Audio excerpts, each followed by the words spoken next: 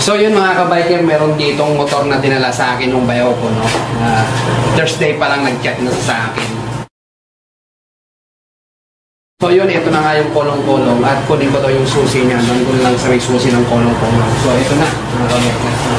So nilagay na natin dyan. So, problema daw nitong motor nito mga kabiker, ayaw na daw mag-start, no? Hindi ko alam kung bakit. Ewan ko, checkin natin ngayon bakit ayaw nang mag-start. Yun, kaya dinala niya rito kung ano yung naging dahilan nito ba't ayaw mandar. So bago natin ibaba, check muna natin kung Rusi nga ito. Yan, Rusi Mio type, no? Yan. Tingnan nyo. Yan, nilagay sa kolong-kolong. So tinalambrehan na itong kuan para magkasya siya. So dinala sa atin. So ibaba muna namin. Yun na nga, Rusi 125 Mio type, no? Kaya nga marami nagsasabi yung Rusi daw ay sirain, no? Siguro hindi naman porket ayaw nang umandar, sirain na, no? So, baka lunod lang, baka mahina lang yung kuryente, o grounded lang, ganon. So, wag muna tayong maghusga. Kailangan muna nating alamin kung sirain nga ba talaga yung Rusi. Kaya, bago tayo maghusga, check muna natin, no? So, para makita natin, start na natin. Yan, susiyan natin. Sakit, ayaw na umandar. Yan. Hindi niya na daw mapaandar pati sa push button. Yan, ayaw. Yan. Ayaw na. So, chinek ko kahapon, low-bat na siya, no? Low-bat. Para ma-check natin na low-bat, kuha tayo ng wire kung wala tayong tester. Paano natin makikita pag low-bat? Ayan, hindi. Wala na, mahina na siya. Oh. Mahina na yung spark ng battery niya between positive and negative. So, yan. Check na natin. Kaya siguro ayaw umandar sa push button. Mahina na yung battery. Pero hindi natin alam bakit ayaw umandar maski sa kick, no? So, tanggalin muna natin yung pairings niya at para makita natin, check na rin natin yung kuryente. Siyempre, unang-una nating checkin yung gasolina. Baka wala namang gasolina. Bakit pa? So check natin kung may gasolina. Gamit tayo ng tingting na tuyot. Yan, tuyot yan. Para masukat natin kung meron nga, no?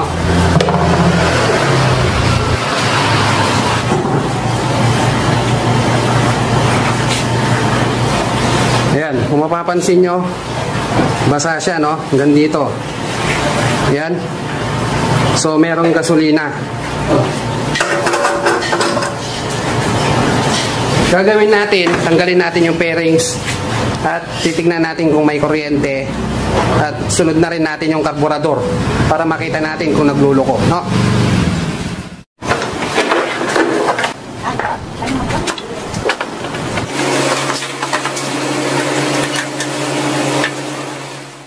Yan mga kabiker, nabuksan na natin at kita na natin yung spark plug cap tsaka yung karburador, no? So dito lang tayo focus muna. Check muna natin yung kuryente. Then, kung merong kuryente, sa karburador tayo.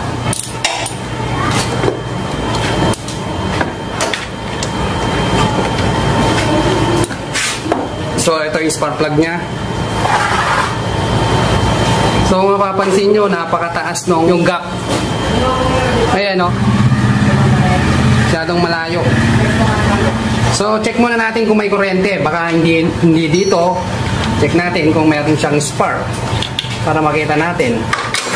Ayan o. May pitik pa.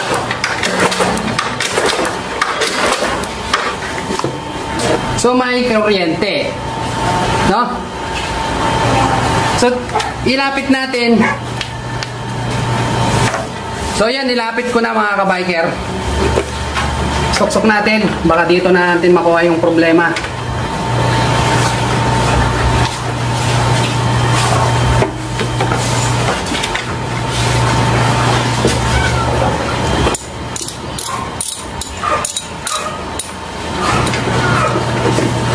So, kabit na natin.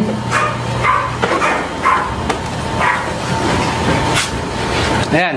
So, kung umandar to mga kabiker, problema niya lang yung spark plug. Pero pag hindi, sa karburador na tayo. Nakasusi na yan.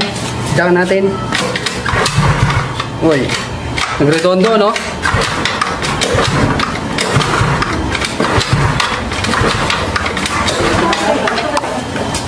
So, ayaw mga kabiker, no? So subukan nating i-drain, no? Anong tumutulo?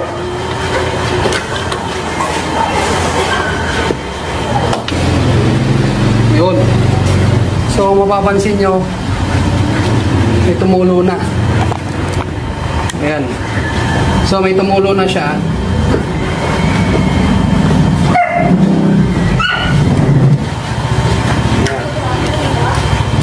So, paanda rin ulit natin. Susuyan natin. Choke natin.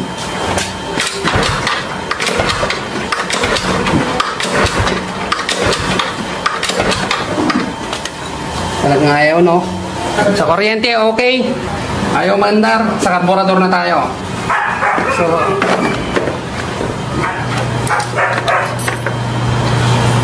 yung air filter. Tawagan natin.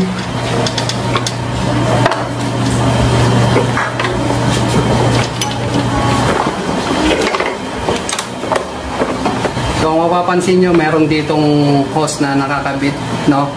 Sa idle yan, sa idle. Lunod.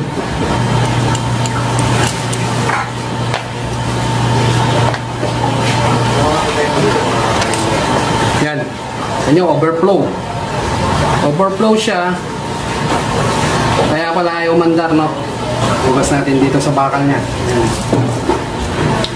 Hugas natin dito. Yan.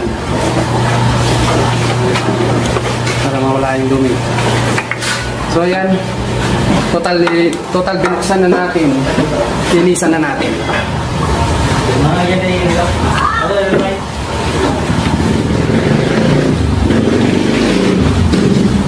So yan, tanggalin muna natin yung mga jets niya.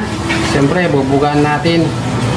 Kaso wala tayong pambuga. Bugaan lang natin ang hangin.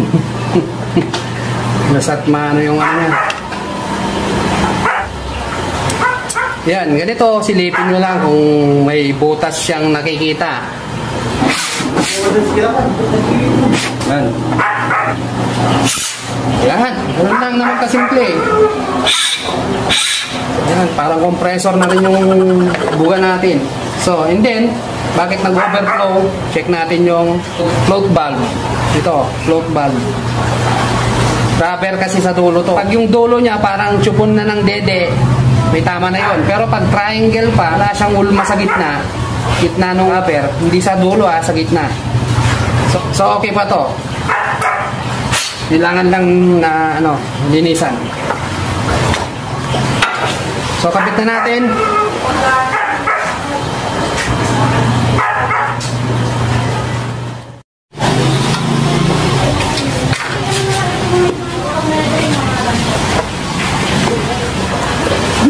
So yan, nakabit na natin, no? Then nakabit na rin yung hose. So testing na natin ngayon. Susiyan natin, then choke natin syempre para magkarga siya.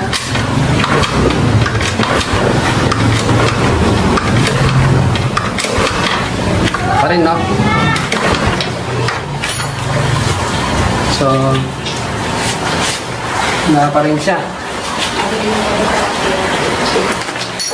May gasolina naman siya, you know.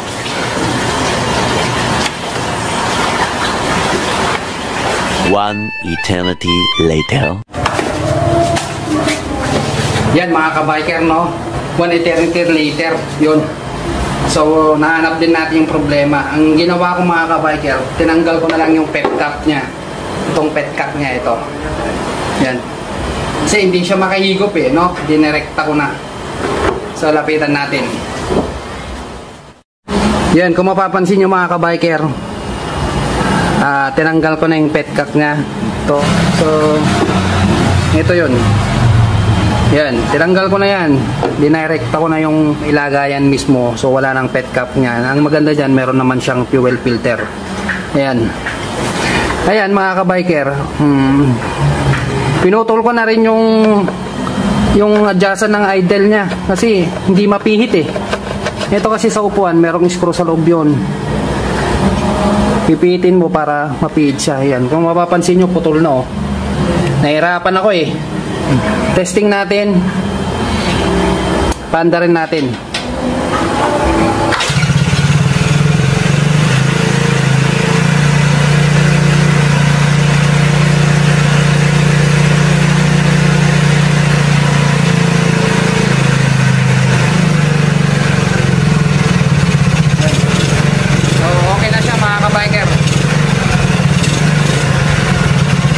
na natin. Yun nga, hindi naman talaga sirain yung Rusi. Kailangan ay troubleshoot.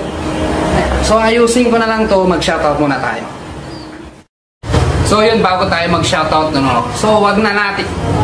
So yun, bago tayo mag-shoutout, no, wag muna nating husgahan yung Rusi, no, na sirain. Kita nyo naman, siyempre kung bilang mga owner ng Rusi, masasaktan din naman sila, no. Porket Honda ba yung motor nyo? Baka hindi nyo alam, same na lang ng Rusi yung pyesa nyo, no? So, wag tayong manghusga kahit na Rusi lang ito na sinasabi natin na sirain. Pero may isang problema na tinanggal natin kasi hindi na siya maayos ang mag-function, yung petcock niya.